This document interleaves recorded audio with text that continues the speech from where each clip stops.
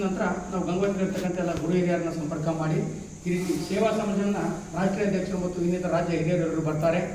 ಈ ರೀತಿ ಒಂದು ಕಾರ್ಯಕ್ರಮ ನಡೆಸ್ಕೊಡ್ಬೇಕು. ಕೆಲವೊಂದು ವಿಚಾರಧಾರೆಗಳನ್ನು ಗಂಗಾವತಿ ಎಲ್ಲ ಮಾಲಾಧಾರಿಗಳ ಮುಂದೆ, ಗುರು ಹಿರಿಯರ ಮುಂದೆ, ಗಂಗಾವತಿ ನಗರದ ಸಮಸ್ತ ಜನತೆಯ ಮುಂದೆ ಅವರು ಬಂದು ತಮ್ಮ ವಿಚಾರಗಳನ್ನು ತಿಳಿಸ್ತಾರೆ. ಆ ನಂತರ ಎಲ್ಲರೂ ಸೇರಿಕೊಂಡು ಒಂದು ವೇದಿಕೆಯನ್ನು ನಿರ್ಮಾಣ ಮಾಡೋಣ, ನಮ್ಮ ದೇವಸ್ಥಾನದಲ್ಲಿ ಈ ಕಾರ್ಯಕ್ರಮ ಆಯೋಜನೆ ಮಾಡೋಣ ಅಂತ ಹೇಳಿ ಚರ್ಚೆ ಮಾಡಿ ಆನಂತರ ಇವತ್ತು ಈ ನಮ್ಮ ಗಂಗಾವತಿ ಶ್ರೀ ಅಯ್ಯಪ್ಪ ಸ್ವಾಮಿ ದೇವಸ್ಥಾನಕ್ಕೆ ಈ ಸೇವಾ ಸಮಾಜ ಎಲ್ಲ ಹಿರಿಯರನ್ನು ನಾವು ಸ್ವಾಗತ ಮಾಡ್ತೀವಿ.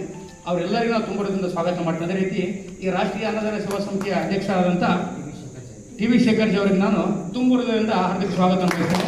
ಅವರಿಗೆ ಅವರು ಬಂದು ಮಾಲಾರ್ಪಣೆ ಮಾಡಬೇಕಂತ ಕೇಳ್ಕೊಳ್ತೀನಿ.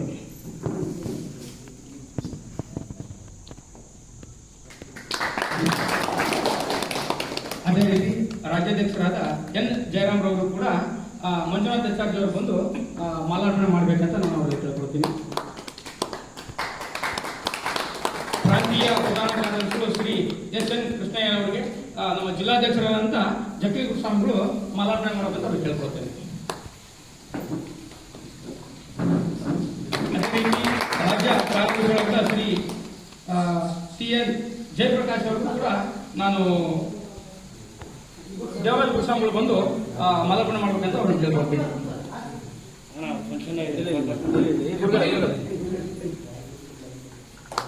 ಅದೇ ರೀತಿ ರಾಜ್ಯ ಸಾರ್ವಜನಿಕ ಸಂಪರ್ಕಾಧಿಕಾರಂತ ಶ್ರೀ ಲಕ್ಷ್ಮೀನಾರಾಯಣ ಅವರಿಗೆ ಶರಣಪ್ಪ ಅವರು ಬಂದು ಮಾಲಾರ್ಪಣೆ ಮಾಡಬೇಕಂತ ನಾನು ತುಂಬದಿಂದ ಕೇಳ್ಕೊಳ್ತೇನೆ.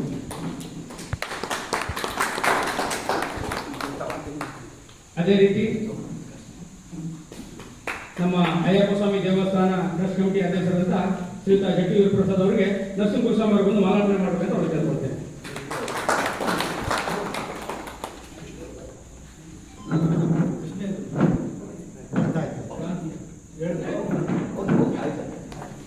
ಹಾಗಾಗಿ ನಮ್ಮ ಕೊಪ್ಪಳ ಜಿಲ್ಲೆಯವರು ಗಂಗಾವತಿಯಲ್ಲಿ ಒಂದು ಸಂಘ ಸ್ಥಾಪನೆ ಆಗಬೇಕು, ಆ ತಾಲೂಕಿನಲ್ಲಿ ಒಂದು ನಮ್ಮ ಪರಿವಾರ ಕೂಡ ಬೆಳಿಬೇಕು ಅಂತೇಳಿ ಕೇಳ್ಕೊಂಡಾಗ ನಾವಿಲ್ಲಿಗೆ ಬಂದಿದ್ದೀವಿ, ದಯಮಾಡಿಸಿದ್ದೀವಿ.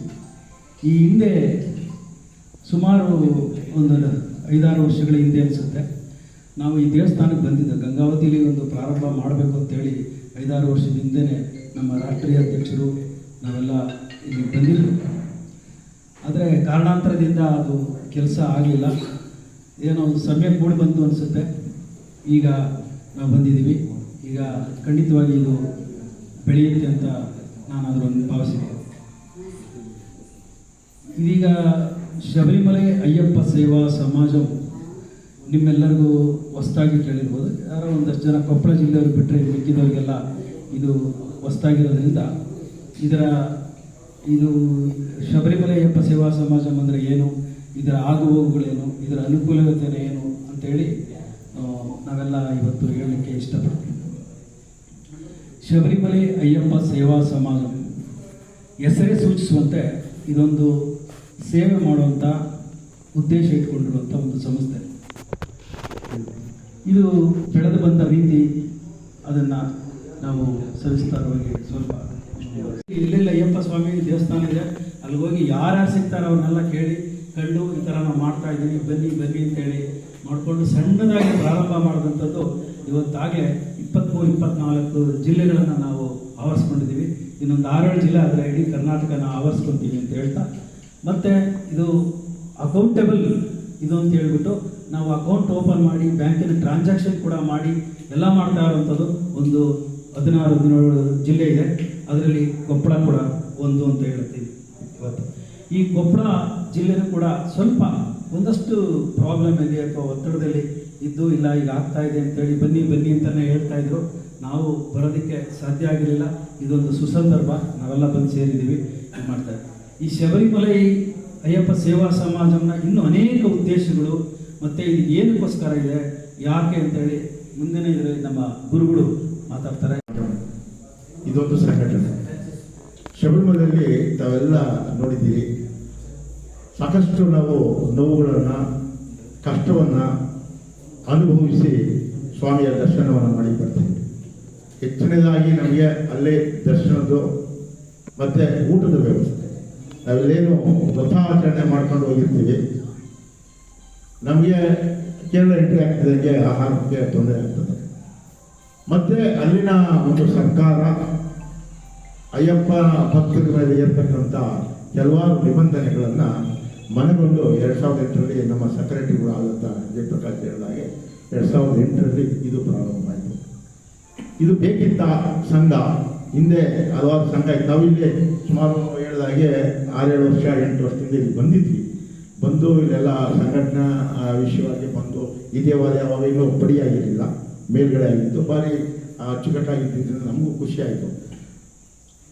ಆದರೆ ಈ ಸಂಘಟನೆ ಬೇಕು ಅನಿಸಿದ್ದು ಯಾವಾಗಲೂ ಅಂದರೆ 2008 ಹಿಂದೆ ನೀವೆಲ್ಲ ಹಿರಿಯರಿದ್ದೀರಿ, ಗುರುಸ್ವಾಮಿಗಳಿದ್ದಾರೆ. ಹಿಂದೆ ಆಹಾರಕ್ಕೆ ತೊಂದರೆ ಇದ್ದಾಗ ವಿಶ್ವ ಹಿಂದೂ ಪರಿಷತ್ತು ಒಂದು ಪಾಕೆಟ್ ಮಾಡ್ತಾಯಿದ್ರು. 15 ಪೈಸೆ 20 ಪೈಸೆಗೆ ಒಂದು ಏನೋ ಪುಳಿಯೋಗರೆ, ಚಿತ್ರಾನ್ನ ಈ ಥರ ಪಾಕೆಟ್ ಮಾಡಿ ಕೊಡ್ತಾಯಿದ್ರು. ಅಲ್ಲಿನ ಹೋಟ್ಲು ಉದ್ಯಮಿಗಳು ಮತ್ತು ಕೇರಳ ಸರ್ಕಾರ ಅದನ್ನು ನಿಬಂಧನೆ ಮಾಡಿತು, ನೀವು ಮಾಡಬಾರ್ದು ಅಂತ. ಆಗಲೂ ಸಹ ಕೃಷ್ಣಕುಮಾರ್ ವಾಲಿಯರ್ ಅಂತ ಹೇಳಿದ್ರಲ್ಲ, ಅವ್ರೇನು ಮಾಡೋದು, ಒಂದು ಹೋಟ್ಲನ್ನ ಬಾಡಿಗೆ ತಗೊಂಡು ಕಮ್ಮಿ ರೇಟ್ಗೆ ಮಾರಾಟ ಮಾಡೋದು. ಆಗಲೂ ಅದನ್ನು ನಿಬಂಧಿಸಿದ್ರು. ಅಂದರೆ ಇದಕ್ಕೇನಾದರೂ ಒಂದು ವ್ಯವಸ್ಥೆ ಮಾಡಬೇಕು ಅಂತ ಹೇಳಿ ಶಬರಿಮಲೆ ಅಯ್ಯಪ್ಪ ಸೇವಾ ಸಮಾಜ ಅಂದರೆ ಮೇಜರ್ ಆಗಿ ಅನ್ನದಾನಕ್ಕೋಸ್ಕರ ಮತ್ತೆ ಸೇವೆ ಈ ನಿಟ್ಟಿನಲ್ಲಿ ಪ್ರಾರಂಭ ಆಯಿತು. SASS ಅನ್ನೋ ಒಂದು ಮಾನೋಗ್ರಾಮ್ ಇಟ್ಕೊಂಡು ಒಂದರಲ್ಲಿದೆ SASS ಶಬರಿಮಲೆ ಅಯ್ಯಪ್ಪ ಸೇವಾ ಸಮಾಜ. SASS ಅಂದರೆ ಸರ್ವ್ ಅಯ್ಯಪ್ಪ ಸೇವ್ ಶಬರಿಮಲ, ಅಂದರೆ ಅಯ್ಯಪ್ಪನಿಗೆ ಸೇವೆ ಮಾಡೋಣ, ಶಬರಿಮಲೆಯನ್ನು ರಕ್ಷಿಸೋಣ ಅಂತ. ಶಬರಿಮಲೆಯನ್ನು ಯಾವ ಥರ ನಾವು ಸೇವೆ ಮಾಡ್ಬೋದು ಅನ್ನೋ ನಿಟ್ಟಿನಲ್ಲಿ ಸಾಕಷ್ಟು ಎಲ್ಲ ಮಾಡಿ ದೇಶಾದ್ಯಂತ ಪ್ರಚಾರ ಮಾಡಿ ಎಲ್ಲ ಮಾಡಿದ್ವಿ. ಅದನ್ನು ರಕ್ಷಿಸಬೇಕು ಅಂತ ಹೊರಟ ಒಂದು ಸಂದರ್ಭದಲ್ಲಿ ತಾವೆಲ್ಲ 2011ರಲ್ಲಿ ಒಂದು ದುರಂತ ಆಗ್ತದೆ. ನೀವೆಲ್ಲ ನೋಡಿದ್ದೀರಿ, 111 ಜನ ತೀರ್ಕೊಂಡ್ಬಿಡ್ತಾರೆ. ಯಾವುದು ಘಟನೆ ಏನಾದ್ರು ಗೊತ್ತಿದ್ಯಾ? ಹುಲಿಮೇಡ್ ದುರಂತ. ಅದು ಇದ್ಕಿದ್ದಾಗಿ ಆಗಿದ್ದಲ್ಲ, ಬೇಕು ಅಂತ ಆಗಿದ್ದಂಥ ಒಂದು ಸಂಗತಿ.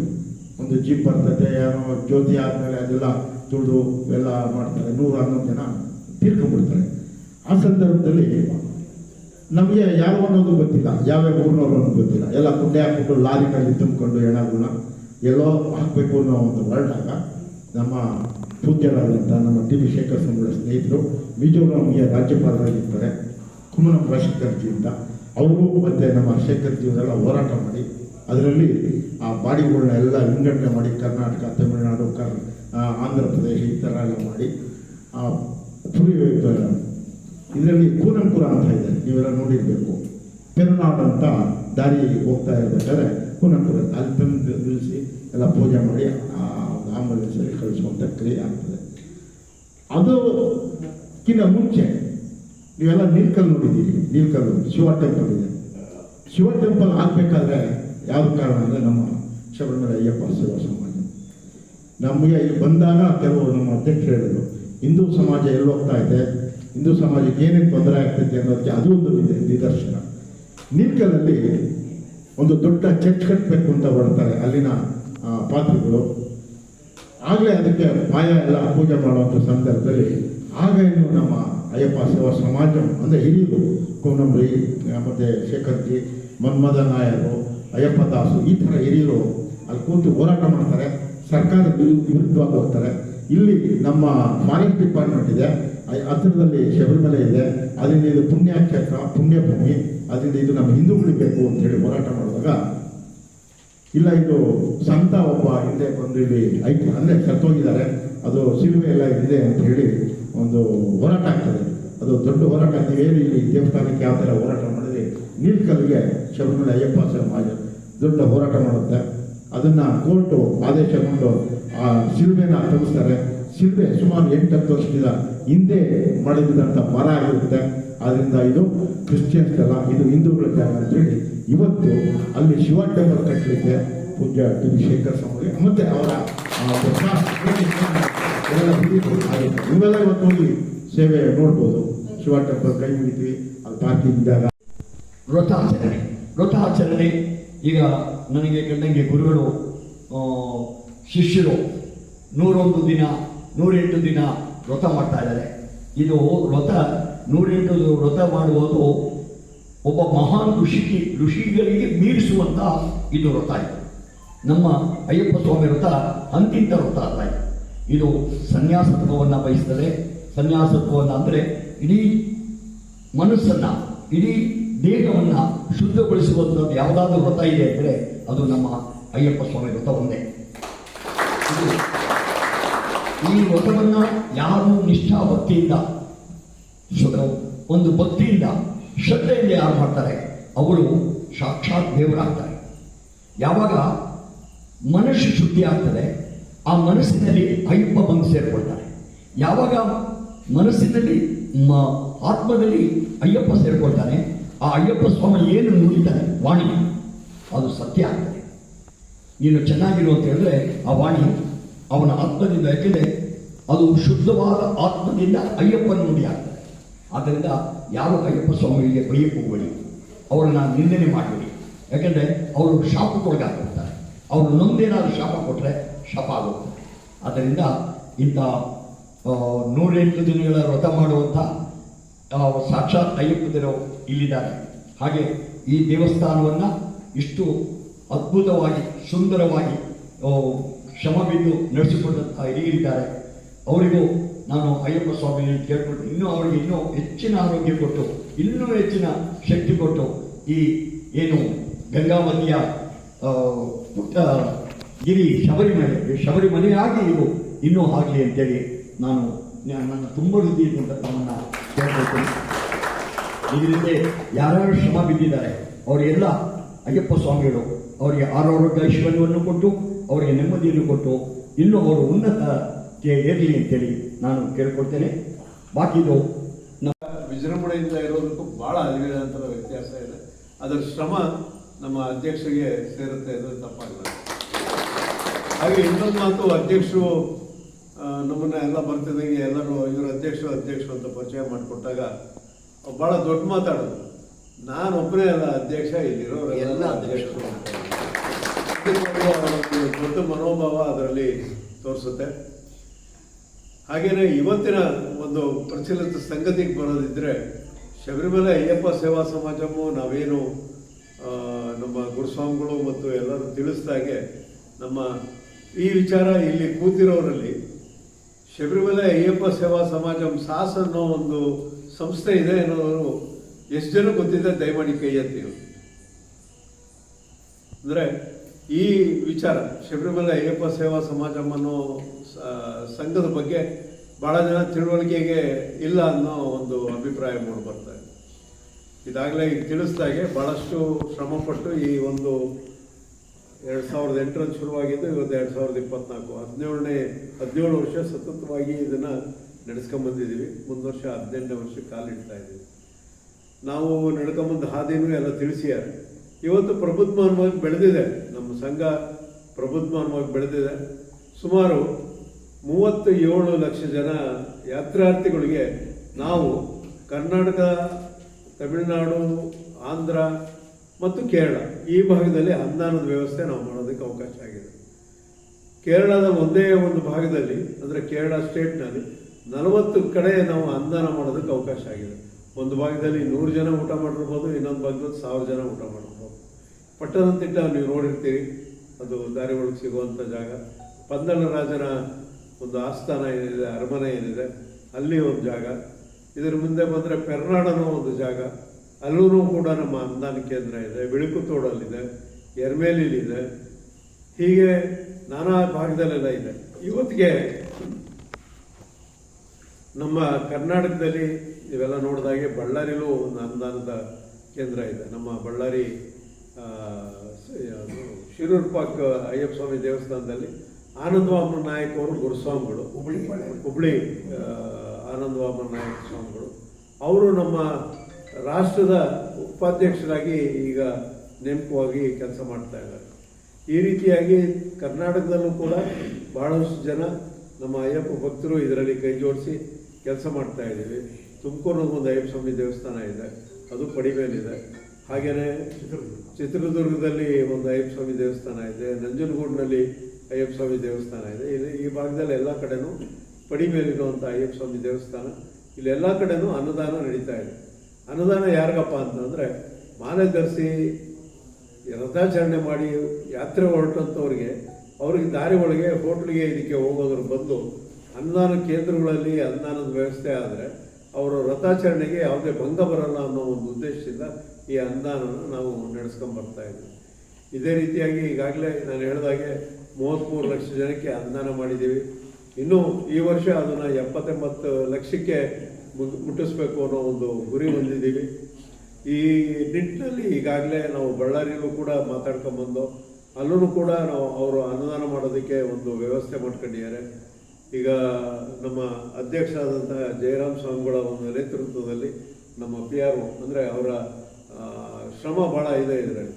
ನಮ್ಮ ಇದೆ ಗುಂಡ್ಲುಪೇಟೆ ದಾರಿ ನೋಡ್ತೀರಿ ನೀವು, ಮೈಸೂರು, ನಂಜನಗೂಡು, ಗುಂಡ್ಲುಪೇಟೆ ದಾಟಿದ ಮೇಲೆ ಸುಲ್ತಾನ್ ಬತ್ತೇರಿ ಮುಖಾಂತರವಾಗಿ ನಾವು ಕೇರಳ ಎಂಟ್ರಿ ಆಗ್ತೀವಿ. ಆ ಭಾಗದಲ್ಲಿ ನಮಗೆ ಊಟದ ವ್ಯವಸ್ಥೆಗೆ ಅನುಕೂಲ ಆಗಲಿ ಅಂತ ಅಂದ್ಬಿಟ್ಟು ಲಕ್ಷ್ಮೀನಾರಾಯಣವರು ಮತ್ತು ನಮ್ಮ ಅಧ್ಯಕ್ಷರು ಶ್ರಮ ವಹಿಸಿ ಅಲ್ಲೊಂದು ಎಕರೆ ಜಾಗ, ನೀವೇನು ಈಗ ಗ್ರ್ಯಾಂಟ್ ಕೇಳಿದ್ರಲ್ಲ ಅಧ್ಯಕ್ಷರೇ, ಗ್ರ್ಯಾಂಟ್ಗೋಸ್ಕರ ಹೋರಾಟ ಮಾಡಿ ತಗೊಂಬಂದೆ ಅಂತ, ಅದೇ ರೀತಿ ಗ್ರ್ಯಾಂಟ್ಗೋಸ್ಕರ ಈಗಲೂ ಗಣೇಶ್ ಪ್ರಸಾದ್ ಅವರಲ್ಲಿ MLA ಅವ್ರ ಮುಖಾಂತರವಾಗಿ ಹೋರಾಟ ಮಾಡಿ ಆ ಜಾಗನ ತಗೊಳೋದಕ್ಕೆ ನಮ್ಮ ಅಧ್ಯಕ್ಷರು ಮತ್ತು ಲಕ್ಷ್ಮೀನಾರಾಯಣವರು ಶ್ರಮ ವಹಿಸಿ ಆ ಕೆಲಸ ಮಾಡಿದ್ದಾರೆ.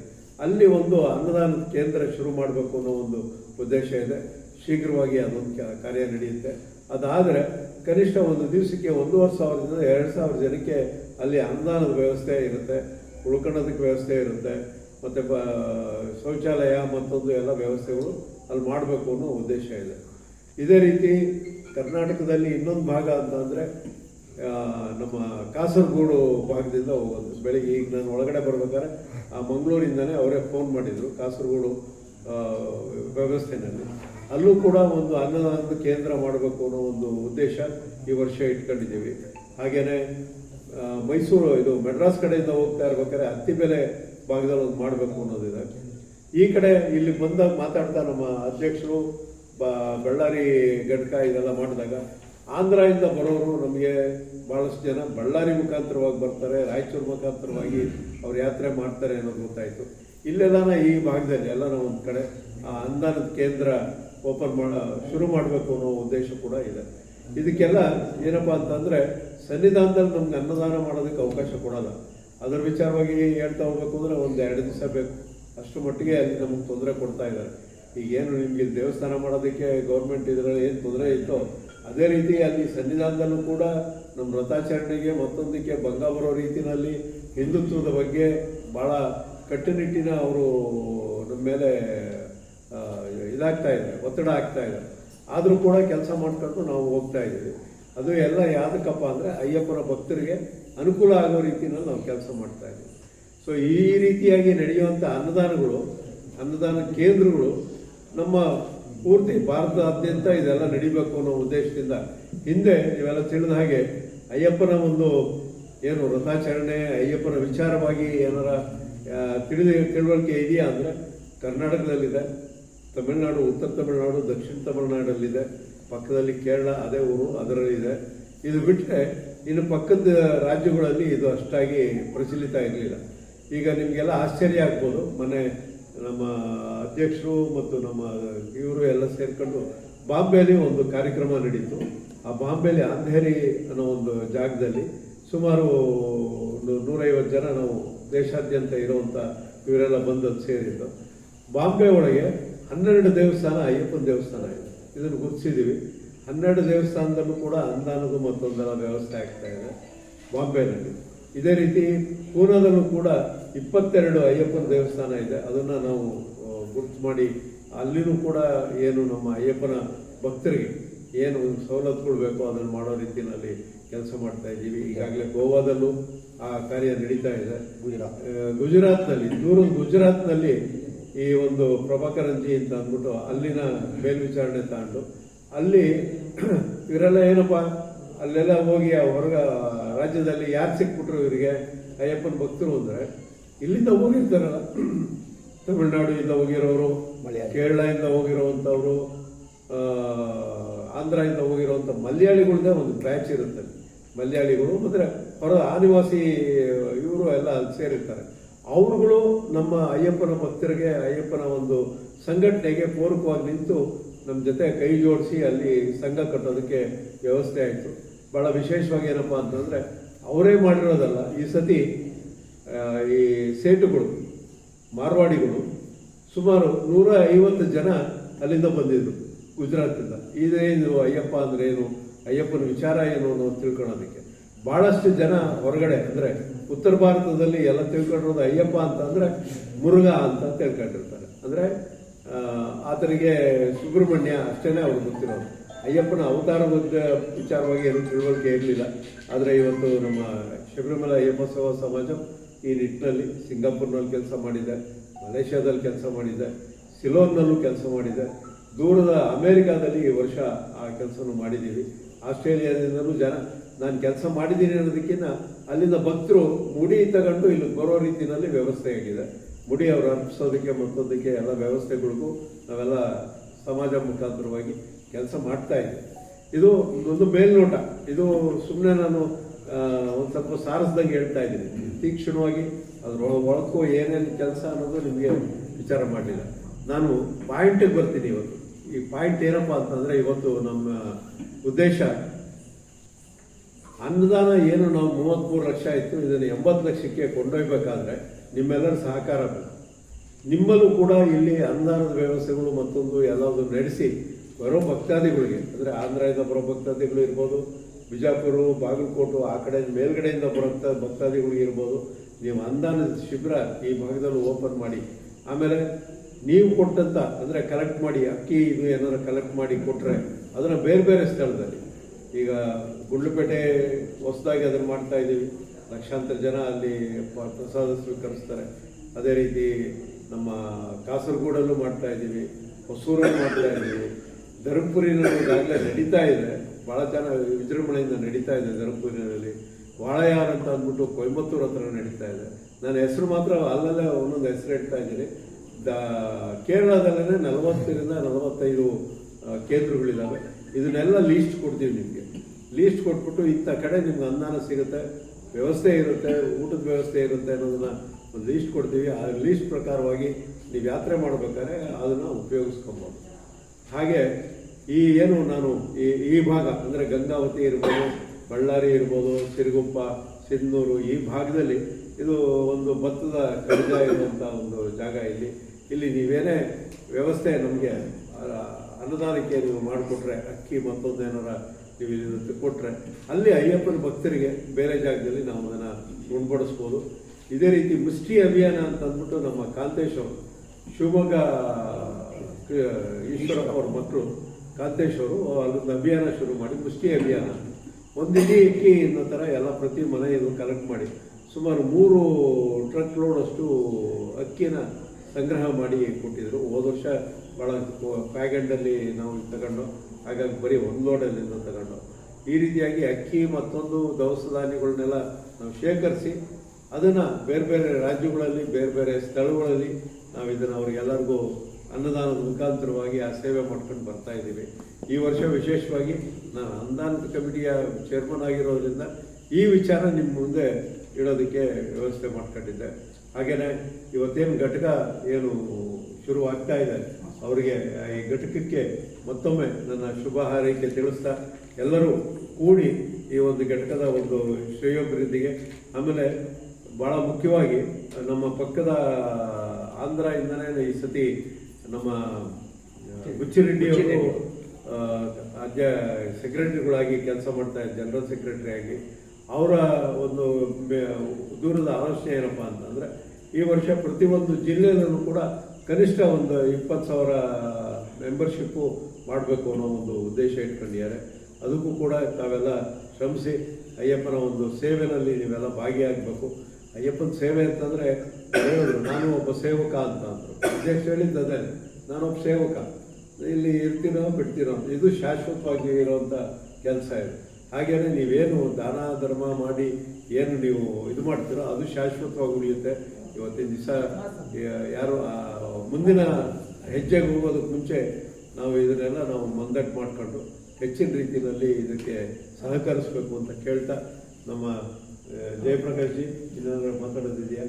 ಏನೋ ಇದರ ವಿಚಾರ ಇವ್ರ ಮುಖಾಂತರವಾಗಿ ಘಟಕದ ವಿಚಾರ ತಿಳಿಸಿ ಎಲ್ಲರಿಗೂ ಮತ್ತೊಮ್ಮೆ ನಾನು ಶುಭ ಹಾರೈಸ್ತಾ ಈ ಘಟಕದ ಒಂದು ಪ್ರಾರಂಭೋತ್ಸವಕ್ಕೆ ನಮ್ಮ ಅಧ್ಯಕ್ಷರೆಲ್ಲ ಬಂದಿರೋದಕ್ಕೆ ತಾಲೂಕಾ ಮಟ್ಟದಲ್ಲಿ ಮಾಡಿದರೆ ಅದು ನನ್ನ ಒಂದು ಕೋರಿಕೆ ಏನಂದರೆ ರಾಜ್ಯದ ಮಟ್ಟಿಗೂ ತಲುಪಬೇಕದು.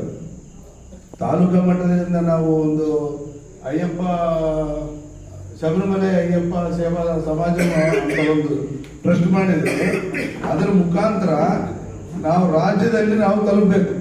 ಯಾವ ರೀತಿ ನಾವು ಫಸ್ಟ್ ಒಕ್ಕಟ್ಟಾಗಿ ನಾವೆಲ್ಲರೂ ಒಂದಾಗಿ ಇಲ್ಲಿ ನಾವು ಅಯ್ಯಪ್ಪ ಮಾಲೆ ಆಗಲಿ ಅಯ್ಯಪ್ಪ ಭಕ್ತಾದಿಗಳಾಗಲಿ ನಾವೆಲ್ಲರೂ ಸೇರಿ ಪೂಜಾ ಕಾರ್ಯಕ್ರಮಗಳಾಗಲಿ ಮಂಡಲ ದೀಕ್ಷೆ ಆಗಲಿ ಯಾವುದೇ ಕಾರ್ಯಕ್ರಮಗಳಾಗಲಿ ನಮ್ಗೆ ಅವರಂದ್ರು ಇವ್ರು ಬೇಡ ಅವ್ರು ಬೇಡ, ಏನು ಸಮಸ್ಯೆ ಬೇಡ.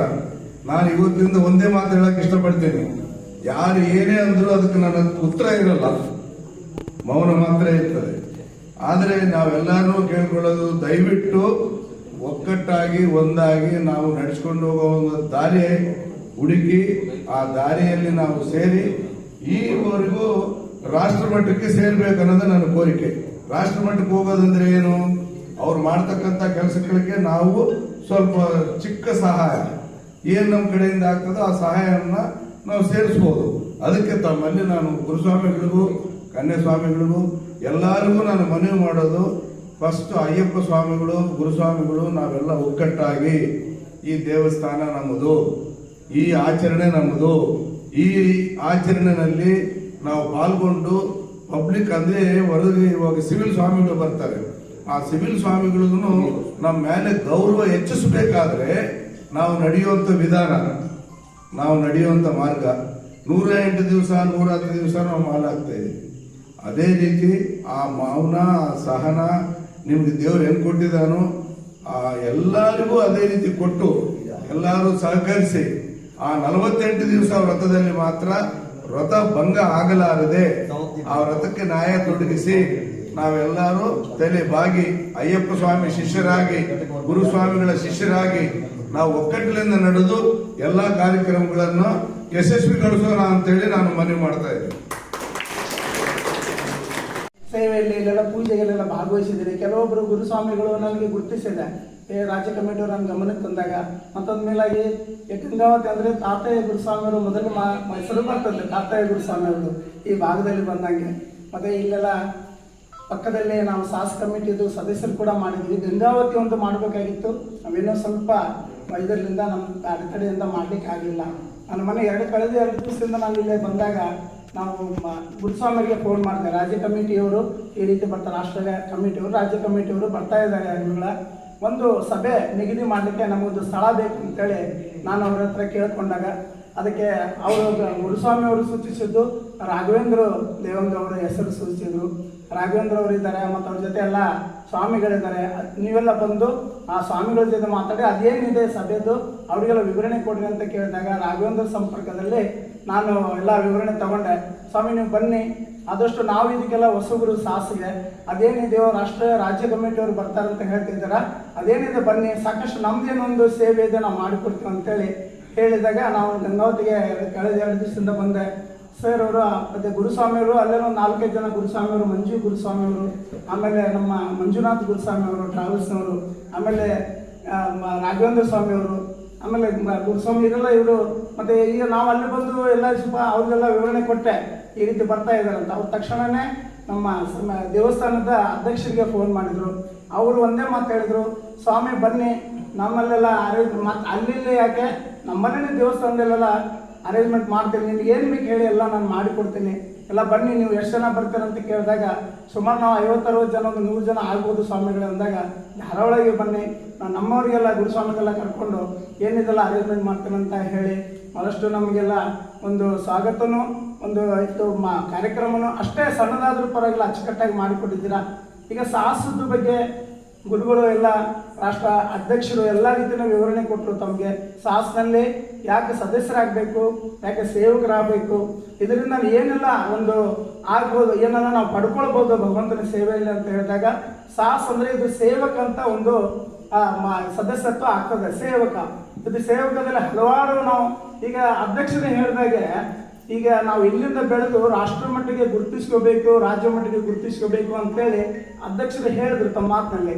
ಅದಕ್ಕೆ ಖಂಡಿತ ಅವಕಾಶ ಇದೆ. ನೀವು ರಾಜ್ಯ ಮಟ್ಟದಲ್ಲಿ ಹಾಗೆ ರಾಷ್ಟ್ರ ಮಟ್ಟದಲ್ಲೂ ಕೂಡ ಗುರುತಿಸ್ಕೋಬೇಕು, ಆದರೆ ಸೇವಕರಾಗಿ ಮಾತ್ರ. ಅದರಲ್ಲಿ ಪದಾಧಿಕಾರಿಗಳು ಅದೊಂದು ಸಮಿತಿ ಅಂತಿದೆ, ನಮ್ಮ ಸಂಗಮೇಶ್ ಸ್ವಾಮಿ ಅವರು ಅದಕ್ಕೆ ಕಾರ್ಯದರ್ಶಿಗಳಿದ್ದಾರೆ. ಕೆಲವೊಂದು ಫಾರ್ಮ್ಗಳು ನಮ್ಮಲ್ಲಿ ಕೊಟ್ಟಿದ್ದಾರೆ ಈಗ ಸಮಿತಿಯವರು. ಅದು ಯಾವ ಥರ ಫಿಲಪ್ ಮಾಡಬೇಕು, ಯಾವ ಥರ ಸೇವಕರಾಗಬೇಕು ಅನ್ನೋದ್ರ ಬಗ್ಗೆ ನಮ್ಮ ಕಾರ್ಯದರ್ಶಿಗಳು ಸಂಗಮೇಶ್ ಸ್ವಾಮಿ ಅವ್ರ ಹತ್ರ ಎಲ್ಲ ನಾವು ಮಾಹಿತಿ ನಿಮಗೆಲ್ಲ ಕೊಡಿಸ್ತೀನಿ. ದಯವಿಟ್ಟು ಈ ಒಂದು ಸಂದರ್ಭದಲ್ಲೇ ನಮ್ಮ ರಾಘವೇಂದ್ರ ದೇವಂಗವರು ಬಂದು ನಿಮ್ಮನ್ನೆಲ್ಲ ಉದ್ದೇಶಿಸಿ 2 ಮಾತುಗಳು. ಅನುದಾನ ಸಂಸ್ಥೆಯ ರಾಷ್ಟ್ರಾಧ್ಯಕ್ಷರು ಮತ್ತು ರಾಜ್ಯಾಧ್ಯಕ್ಷರು ಮತ್ತು ಇನ್ನಿತರ ಪದಾಧಿಕಾರಿಗಳು ಗಂಗಾವತಿಗೆ ಆಗಮಿಸಿರೋದು ತುಂಬ ಸ್ವಾಗತದ ವಿಷಯ. ಒಳ್ಳೆಯ ವಿಷಯಗಳನ್ನು ನಮ್ಮಲ್ಲಿ ಅವರು ಚರ್ಚಿಸಿದ್ದಾರೆ. ತುಂಬ ಸಂತೋಷ ಆಯಿತು. ಆಂಧ್ರ ಮತ್ತು ಕರ್ನಾಟಕದಿಂದ ಶಬರಿಮಲೆ ಯಾತ್ರೆ ಮಾಡ್ತಕ್ಕಂಥ ಯಾತ್ರಾರ್ಥಿಗಳಿಗೆ ಆಗ್ತಕ್ಕಂಥ ತೊಂದರೆಗಳನ್ನು ಅವರು ಮನಗಂಡು ಏನು ಈ ಕಾರ್ಯಕ್ರಮಗಳನ್ನು ಆಯೋಜನೆ ಮಾಡಿದರೆ ತುಂಬ ಸ್ವಾಗತಾರ್ಹ ಅಂತ ನಾನು ಹೇಳಕ್ಕೆ ಇಷ್ಟಪಡ್ತೀನಿ. ಈ ಸಮಯದಲ್ಲಿ ಆಲ್ರೆಡಿ ನಾವು 2018ರಲ್ಲಿ ಅನುದಾನ ಸೇವಾ ಸಮಿತಿ ಅಂತ ಈ ದೇವಸ್ಥಾನದಲ್ಲಿ ಈ ಕಮಿಟಿ ಅಧ್ಯಕ್ಷರನ್ನು ನಾವು ಕೇಳ್ಕೊಂಡು ಸ್ಟಾರ್ಟ್ ಮಾಡಿದ್ವಿ. ಆ ನಂತರ 1919ನೇ ಇಸ್ವಿಯಿಂದ ಅವರು ದೇವಸ್ಥಾನದಿಂದಲೇ ಅನುದಾನ ಸೇವೆಯನ್ನು ಕಾರ್ಯಕ್ರಮ ಮಾಡ್ತಾ ಇದ್ದಾರೆ. ನಾವು ಕೂಡ ಈ ವರ್ಷ ಇನ್ನೊಂದು ಅನುದಾನ ಸೇವಾ ಸಮಿತಿಯನ್ನು ಮಾಡ್ಕೊಂಡಿದ್ದೀವಿ.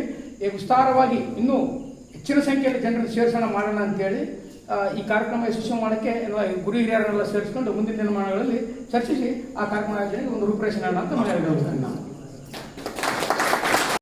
ಮಾಹಿತಿ ಕೊಟ್ಟರು, ಅದೇ ಪ್ರಕಾರ ನಾವು ಸದಸ್ಯರಾದ್ವಿ. ನಮ್ಮೂರಲ್ಲಿ ಸುಮಾರು ಒಂದು 20 ಜನ ಆಗಿದ್ದೀವಿ. ಅದ್ರ ಬಗ್ಗೆ ನಮ್ಗೆ ಯಾಕಂದ್ರೆ ಅವ್ರು ಏನಂತ ಇದ್ರು, ನಿಮ್ಮಲ್ಲಿ ಎಲ್ಲ ಒಂದು ರೀತಿ ವ್ಯವಸ್ಥೆ ಇರುತ್ತೆ ಅದೆಲ್ಲ ಹೇಳಿದ್ರು. ಆ ರೀತಿ ನಮ್ಗೆ ಒಂಥರ ಖುಷಿ ಅನಿಸ್ತು. ಈ ಸರಿ ನಮಗೇನಪ್ಪ ಅಂದ್ರೆ ಅಲ್ಲಿ ಓದಲ್ಲಿ ಸ್ವಲ್ಪ ಪ್ರಾಬ್ಲಮ್ ಉಳ್ಕೊಳಕ್ಕೆ ಇದಕ್ಕೆ ಅವ್ರು ನಾವು ವಿಚಾರ ಮಾಡಿದ್ವಿ. ಈ ಥರದ ಶಾಸನ ಕಾರ್ಡ್ ಈ ಥರ ಎಲ್ಲ ಸದಸ್ಯತ್ವ ಬಂದಿದ್ವಿ ಅಂತಂದ್ರೆ ಅವ್ರೇನು ಜ್ಯೋತಿ ಟೈಮಲ್ಲಿ ನಿಮ್ಗೆ ಇದು ಯೂಸ್ ಆಗಲ್ಲ, ಉಳಿಕೆ ಟೈಮಲ್ಲಿ ಬರ್ರಿ ಅನುಕೂಲ ಆಗುತ್ತೆ ಅಂತ ಹೇಳಿದ್ರೆ. ಬಟ್ ಏನಪ್ಪ ಅಂದ್ರೆ ಉಳಿಕೆ ಟೈಮಲ್ಲಿ ಹೋಗ್ತಕ್ಕಂಥ ಭಕ್ತಾದಿಗಳು ಸ್ವಲ್ಪ ಜನ, ಜ್ಯೋತಿ ಟೈಮಲ್ಲಿ ಹೋಗ್ತಕ್ಕಂಥ ಭಕ್ತಾದಿಗಳು ಭಾಳ ಜನ. ನಾವು ಅದಕ್ಕೊಂದು ಅನುಕೂಲ ಮಾಡಿಕೊಡ್ಬೇಕು. ಆಮೇಲೆ ಅನ್ನದಾನ ಕೇಂದ್ರ ಅಲ್ಲೆಲ್ಲಿ ಮಾಡಿದೆ ಅಂತ ಹೇಳಿದ್ರೆ ನಮ್ಗೆ ಭಾಳ ಖುಷಿ ಆಯಿತು. ಒಂದು ಈ ವರ್ಷ ನಾವು ಮೊನ್ನೆ 2024ರಲ್ಲಿ ಹೋದಲ್ಲಿ ಎರಿಮೆಲೆಯಿಂದ ದೊಡ್ಡ ಉತ್ಪಾದನೆ ಮಾಡುವಾಗ ಪ್ರತಿ ವರ್ಷ ನೀರಿನ ಬಾಟ್ಲಿ ಏನಾದ್ರು ಸಿಕ್ತು ದುಡ್ಡು ಕೊಟ್ಟು ತೊಂತಿದ್ವಿ. ಈ ಸತಿ ಬರೀ ನೀರಿನ ಬಾಟ್ಲಿ ಏನಿಲ್ಲ, ಅವ್ರು ಏನಂತ ಹೇಳಿದ್ರೆ ಬರೀ ಜ್ಯೂಸ್ ಕುಡಿಬೇಕು, ಹೋಗ್ಬೇಕು, ರೊಕ್ಕ ಕೈ ತಗೊಂಡಿದ್ದಾರೆ. ಆ ಒಂದು ದೊಡ್ಡ ಪಾತ್ರದಲ್ಲಿ ಆ ಒಂದು ನೀರಿನ ವ್ಯವಸ್ಥೆ ಮಾಡಿಕೊಟ್ರೆ ನಮಗೆ ಬಹಳ ಅನುಕೂಲ ಆಗುತ್ತೆ ಅಂತೇಳಿ ನಾವು ತಮ್ಮಲ್ಲಿ ಮನವಿ ಮಾಡ್ಕೊಂತಿದ್ವಿ. ಯಾಕಂದ್ರೆ ಸುಮ್ಮನೆ ಅಲ್ಲಿ ಪ್ರತಿ ವರ್ಷ ಎಳ್ನೀರಾದ್ರು ನೀರಿನ ಬಾಟ್ಲಿ ಸಿಕ್ತಿದ್ವು. ನೀವು ಮೊನ್ನೆ ಸತಿ ದೊಡ್ಡ ಉತ್ಪಾದನೆ ಮಾಡಿದ್ರೆ ನೀರಿನ ಬಾಟ್ಲಿ ಒಟ್ಟ ಇಲ್ಲ, ಬರೀ ಸೋಡಾ ಕುಡಿಬೇಕು, ಜ್ಯೂಸ್ ಕುಡಿಬೇಕು, ಹೋಗ್ತಾ ಇರ್ಬೇಕು. ಅದ್ರ ಪರಿಪಾಟ್ಲ ಹೆಸರು ಭಾಳ ಅನುಭವಿಸಿದ್ವಿ. ಮುಂದಿನ ದಿನದಲ್ಲಿ ತಾವು ಅನ್ನದಾನ ಮಾಡಿ ಅದು ಸೇವೆ ಮಾಡೋದು ಇನ್ನೂ ಸಂತೋಷ. ಈ ಅಲ್ಲಿ ಅಟ್ಲೀಸ್ಟ್ ಅವ್ರು ನಮ್ಮ ದುಡ್ಡಲ್ಲಿ ನಾವು ತೊಗೊಂತೀವಿ, ಅಲ್ಲಿ ನೀರಿನ